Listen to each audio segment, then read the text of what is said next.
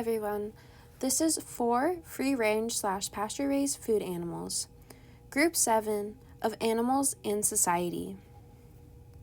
Presentation. My name is Ashley, and I will begin with the history and background on free-range and pasture-raised food animals. The concept of free range began way back at the end of the Civil War when the price on beef was very high in northern states along with Texas. Ranchers saw a better opportunity and benefit in raising cattle rather than growing cotton.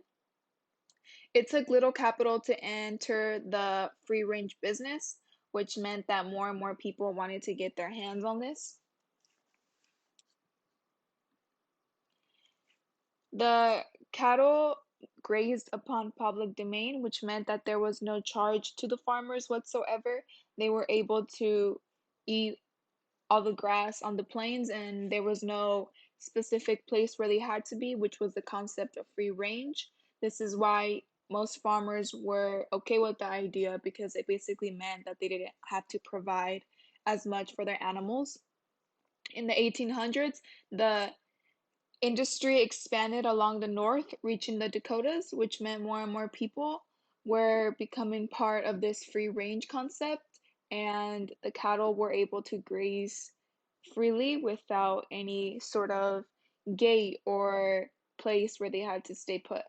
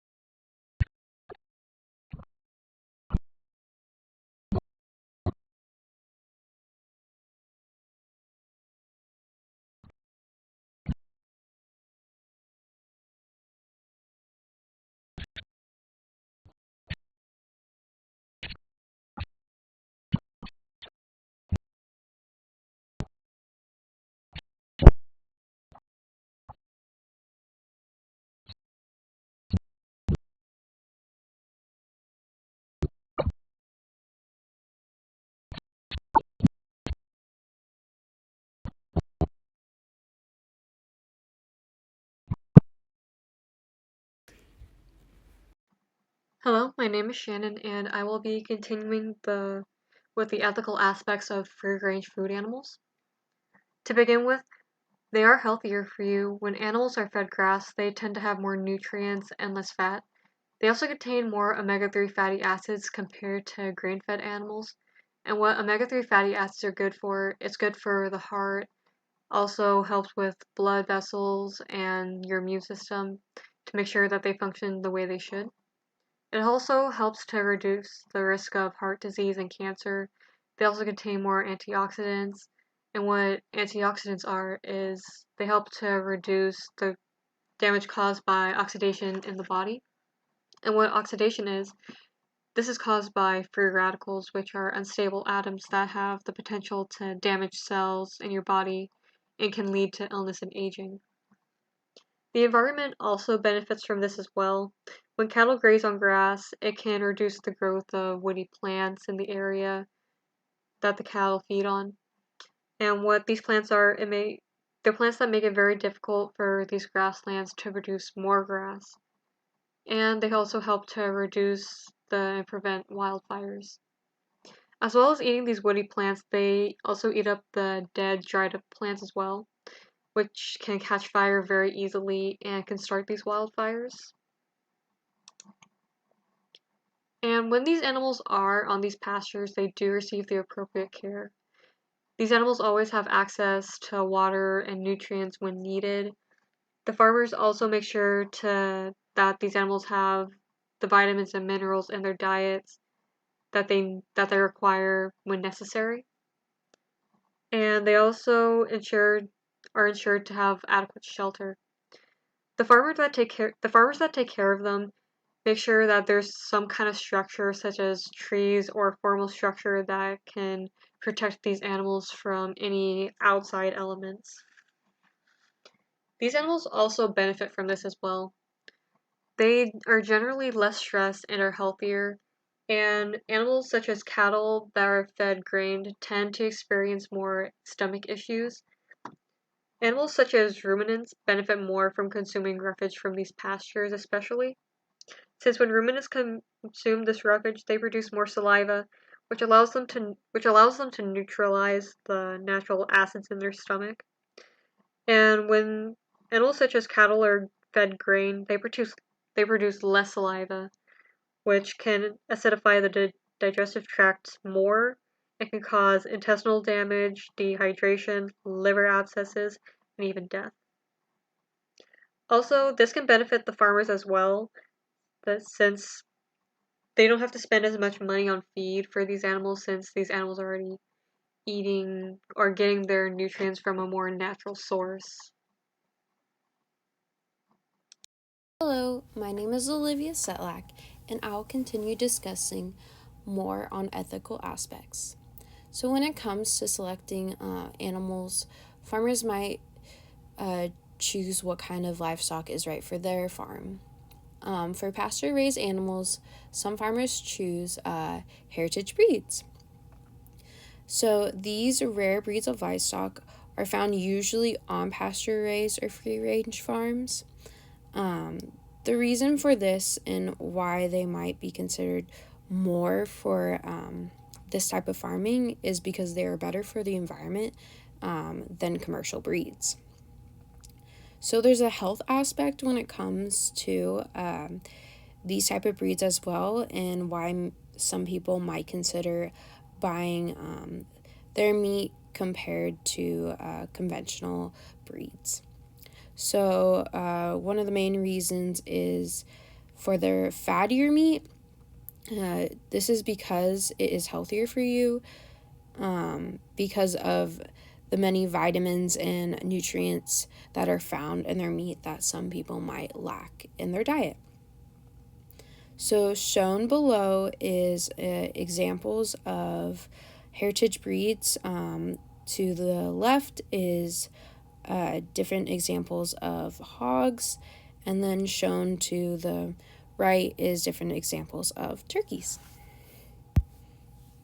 Here's another slide showing more examples of different breeds of livestock species. So starting from the top left is the Tamworth hog. And then down below that is the bourbon red turkey. In the middle, there is the white crested black Polish chicken, and then top left is the Brahman cattle, and then down at the right bottom is the the Hog Island sheep. Further along this discussion, there is a sustainable aspect when it comes to pasture range or free range farms. So there's different methods, which the popular methods are rotational or continuous grazing. So according to Oregon State University, animals having unrestricted and uninterrupted access throughout the grazing season is continuous grazing. But for rotational grazing, it is one section of pasture during some time while the rest of the pasture is regrowing. These methods can be creep grazing, first-last grazing, and strip grazing. These methods have different names due to sometimes the age of the animal or different seasons when this is taking place on their farm. So, shown to the top right is an example of kind of like a graph of what rotational grazing might look like on a pasture raised farm. And then also, there are other methods. One of them might be forest grazing, also known as silvopasture. So, the bottom right is an example of what that might look like. So, here we have some cattle grazing in an orchard. This is usually when a farmer might have livestock and whatever he's growing in the orchard as two different types of income for his farm. However, it doesn't have to be necessarily an orchard, it can be just a forest as well. Hello, my name is Macy Stowers, and my topic for free range / pasture raised livestock is current events. As we talked about before in the slides before, we discussed how animals are cared for, why they're cared for that way, and different things like that. But in this slide, I would like to discuss what those changes made happen. Why the changes we went from having animals free range over time to slowly bringing them into more confined, compact spaces where they had less room to move around and be near each other, or in the sense when they are too close together. What has changed and what we must now overcome and what we must do to change that now to have full free range livestock and production animals. I believe that a big portion of this actually comes from Proposition 12, which came into play in 2018, changing the way that laying hens can be kept. Cages are no longer allowed to be used by 2020. As you can see up above in the photos, the first picture closest to the title has the hens and their laying pens, all individually sanctioned off. Everyone has access to full food and water, but they are kept away from each other in their small pens where it's easy to collect eggs, and the chickens don't really go anywhere else or do much else. This proposition would change housing of the hens into more of a free-range system. As you can see, the chickens now are able to move around and do as they please. This would change where hens must now have 144 square inches per hen of housing, along with free running food and water as they please as the same amount. This proposition did not only affect the production of laying hens at the time, it also changed how veal calves were raised. Calves raised for veal are by 2022 to be kept in pens that are larger, meaning that now they can no longer be kept in small confined pens of groups of 5 or more. They must now be kept in pens with 43 square feet per calf. Even though the calves are just being raised for a short amount of time, they are now being given more room. It is believed that these changes will help the chickens and the calves be able to be healthier and live better lives. This proposition also affected the way that sows are kept and that pigs are required to have more room as well.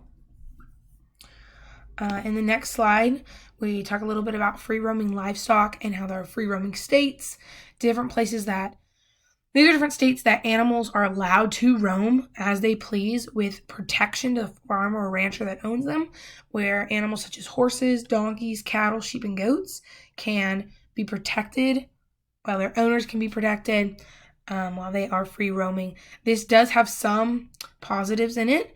The animals are able to go and munch down on overgrown bushes, plants, things such as that nature, and really able to just help cut down on anything that could be a fire hazard coming fire season in some of those states of like Texas and Oklahoma that are free roam states. Really help bring that down and really help on the fire season. There are some negatives to it. Animals do wander, but with things such as smart ear tags and branding, farmers are pretty easily able to keep track of their livestock.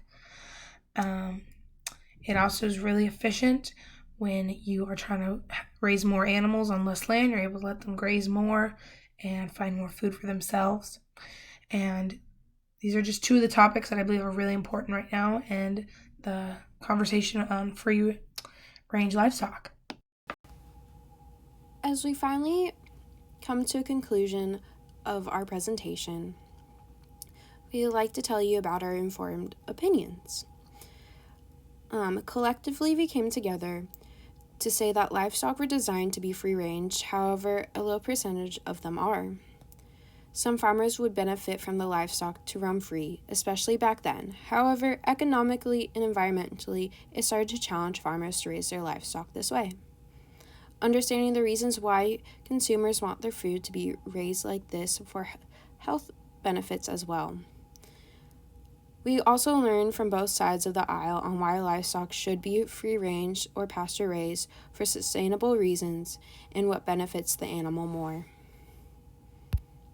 Now, here are our references and resources that helped us make this presentation. Thank you for watching our presentation, and we hope you have a great rest of your day.